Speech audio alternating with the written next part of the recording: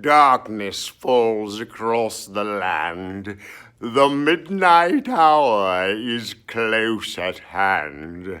Creatures crawl in search of blood to terrorize y'all's neighborhood. Booze and ghouls, I've got a terrifyingly fun game for you today. Stay tuned. To miss this one would be horrifying.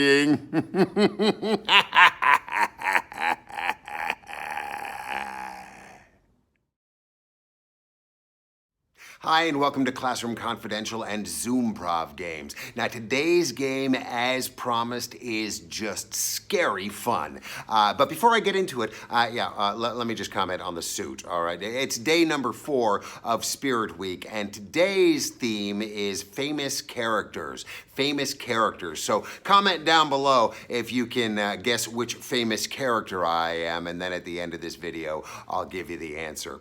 So today's game is called Halloween Freeze. And if any of you are familiar with the original game Freeze in improv, you might have an idea where this is going. So to begin with, we're going to do kind of a warm-up exercise. And listen, any of these games are going to work just as well in person as they will on Zoom, all right? So if you're in person, then by all means use the entire room and all of the environment for this game. But if you're in Zoom, just have the kids all come to their feet, stand up, and make sure they have plenty of space around them. But make sure they stay on camera because it's important that we're able to see them, okay? So to begin with, you're just gonna give them an environment. You're gonna give them a locale. So perhaps a haunted graveyard or spooky castle, maybe for some of the older kids, a murder scene, something out of Friday the 13th, if you feel comfortable with that. Read your audience, all right? Whatever's appropriate for your class, okay?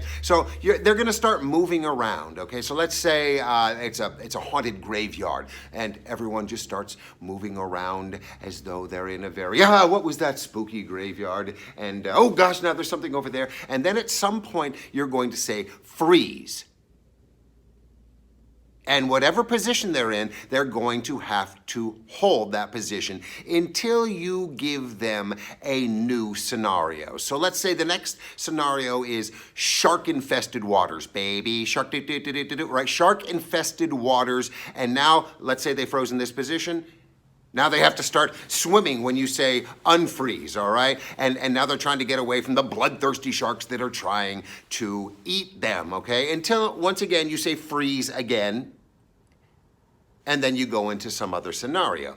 So this is a great way to get warmed up. And once everybody kind of understands the mechanics of all this, then you just pair up. You do 2 people. And you give the 2 people another locale. So again, let's say spooky dungeon or something. Now they can vocalize. Now they can have a conversation and actually play a scene talking to one another. If you want, they don't have to. They can do pantomime. It's really your call.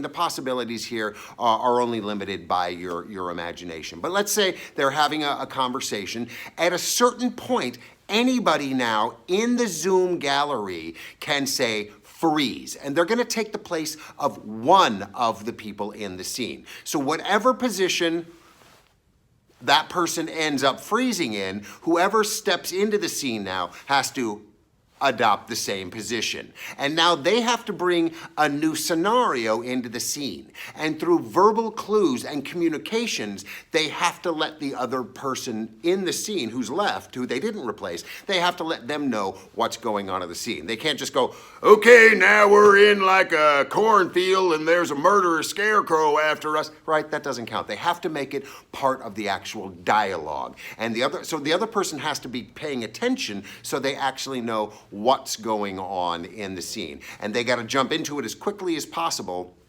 and continue the scene. And then, once again, another person can say freeze and take the place of one of those 2 people. Now, you can play this with a larger group. It's probably going to be easier in person, but certainly 3 or 4 people can play this, and one person can take the place of any one of the people in the scene. But I would probably try and keep this at 2 people when you're on Zoom, just because it's just easier to manage. So anyway, I hope you enjoyed this video. video? If so, then do smash that like button for me. Hey, the answer to the question today, what famous literary character am I?